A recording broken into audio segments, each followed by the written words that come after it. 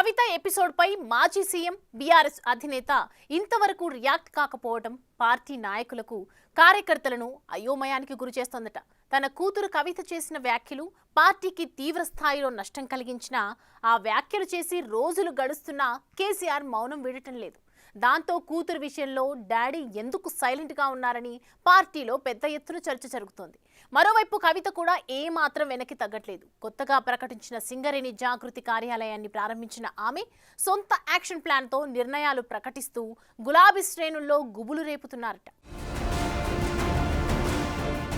BRS MLC కవిత episode పై ఆ party chief ఆమె తండ్రి మాజీ సీఎం కేసీఆర్ మౌనంగా ఉండడం చర్చనీయాంశంగా మారింది. బీజేపీలో బీఆర్ఎస్ విలీనానికి కుట్రలు చేస్తున్నారంటూ కవిత చేసిన వ్యాఖ్యలు పార్టీలో కలకలం రేపుతూ ఉన్నా, ప్రత్యర్థి పార్టీలు విమర్శల దాడులు చేస్తూ ఉన్నా కేసీఆర్ సైలెంట్ గానే ఉంటున్నారు. తన కూతురు చేసిన వ్యాఖ్యలు పార్టీకి తీవ్రస్థాయిలో నష్టం కలిగించే పరిస్థితులు ఏర్పడినా కేసీఆర్ ఎప్పటిలాగే ఫామ్ హౌస్ లో గడిపిస్తున్నారు. దాంతో ఆయన వైఖరిలో గులాబీ పార్టీలో పెద్ద ఎత్తున చర్చ జరుగుతుంది. కవిత కామెంట్లు చేసినప్పుడే ఆమెను ఫామ్ హౌస్ కు పిలిపించుకుని కేసీఆర్ మాట్లాడతారని బీఆర్ఎస్ నాయకులు భావించారు. కానీ కేసీఆర్ ఆమెను పిలవలేదు సరికదా, హరీష్ రావును పిలిపించుకుని తాజా పరిణామాలపై చర్చించారు.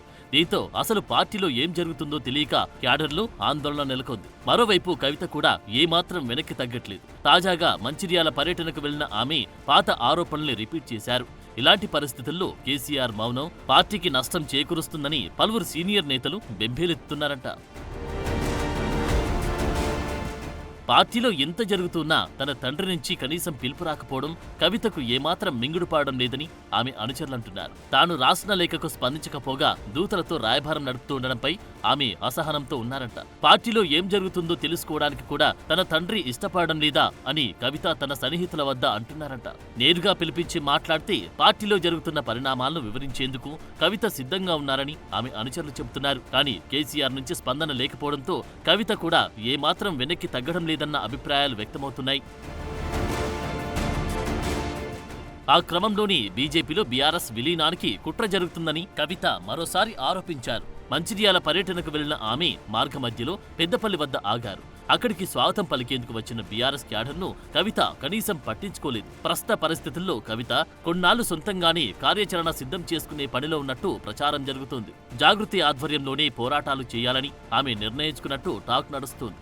అందులో భాగంగానే పార్టీ క్యాడర్కు దూరంగా ఉంటున్నారన్న చర్చ జరుగుతోంది. ఇటీవల హైదరాబాద్లో సింగరేణి జాగృతి ఏర్పాటు సందర్భంగా టీబీజీకేఎస్ నాయకులను కాకుండా యూనియన్లు యాక్టివ్గా ఉన్న యువ నాయకులను పిలిపించుకోవడం అందుకు ఊతమిస్తోంది. అదే సమయంలో కలిసి వచ్చే బీసీ సంఘాలు నేతలతో ముందుకెళ్లాలన్న యోచనలో కవిత ఉన్నట్టు ఆమె అనుచరులు చెబుతున్నారు. ఈ పరిణామాలతో బీఆర్ఎస్ పార్టీ సీనియర్ లీడర్లకు అసలు ఏం జరుగుతుందో అంతుపట్టడం లేదంట.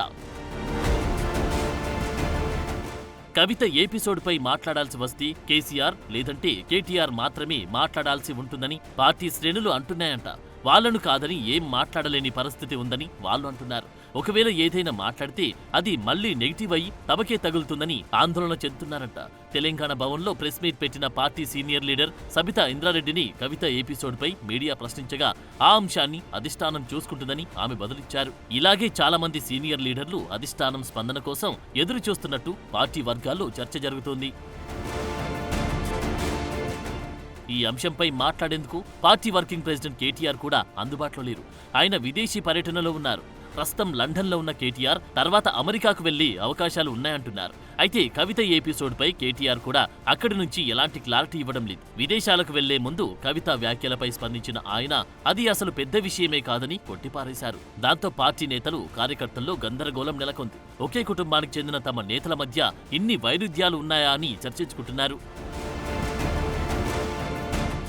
ఇక కేసీఆర్తో హరీష్ రావు ఫామ్ హౌస్ లో భేటీ అయి సుదీర్ఘ మంతనాలు జరిపారు. ప్రస్తుతం పార్టీలో నెలకొన్న రాజకీయ పరిణామాల నేపథ్యంలో వీళ్ళిద్దరి భేటీకి ప్రాధాన్యం సంతరించుకుంది.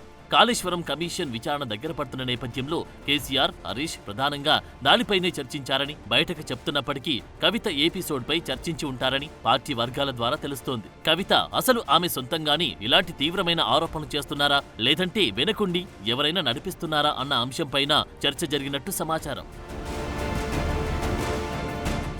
అది అలా ఉంటే కవిత చేస్తున్న కార్యక్రమాలు, పర్యటనల్లో తెలంగాణ జాగృతి బ్యానర్లు కనిపించడం ఇప్పుడు హాట్ టాపిక్ గా మారింది. బీఆర్ఎస్ తో సంబంధం లేకుండానే జాగృతి ఆధ్వర్యంలోని కవిత సమావేశాలు, పర్యటనలు కానిచ్చేస్తున్నారు. కవిత లేఖ వివాదంపై బీఆర్ఎస్ నాయకులు బహిరంగంగా స్పందించవద్దని కేటీఆర్ సూచించినట్లు పార్టీ నేతలంటున్నారు. మొత్తానికి కవిత పర్యటనల్లో బీఆర్ఎస్ నాయకులు జెండాలు లేకపోవడం, ఆమె లేఖ లీక్, నాయకుల నిశ్శబ్దంతో పార్టీలో అంతర్గత విభేదాలు బహిర్గతమయ్యాయంటున్నారు. అయితే కవిత మాత్రం తన పని తాను చేసుకుని పోతున్నారు. హైదరాబాద్ లో సింగరేణి జాగృతి కార్యాలయాన్ని ప్రారంభించిన ఆమె కేసీఆర్ కు కాళేశ్వరం కమిషన్ నోటీసులు జారీ చేయడాన్ని వ్యతిరేకంగా జూన్ 4న ఇందిరా పార్క్ దగ్గర ధర్నా చేస్తానంటున్నారు. కమిషన్ నోటీసులపై పార్టీ నేతలెవరూ స్పందించని పరిస్థితుల్లో కవిత రియాక్ట్ అవ్వడం హాట్ టాపిక్ గా మారింది. ఈ నేపథ్యంలో జాగృతి అధ్యక్షురాలి ఆంతర్యం అంతుపట్టక గులాబీ శ్రేణులు మల్లగుల్లాలు పడుతున్నారు.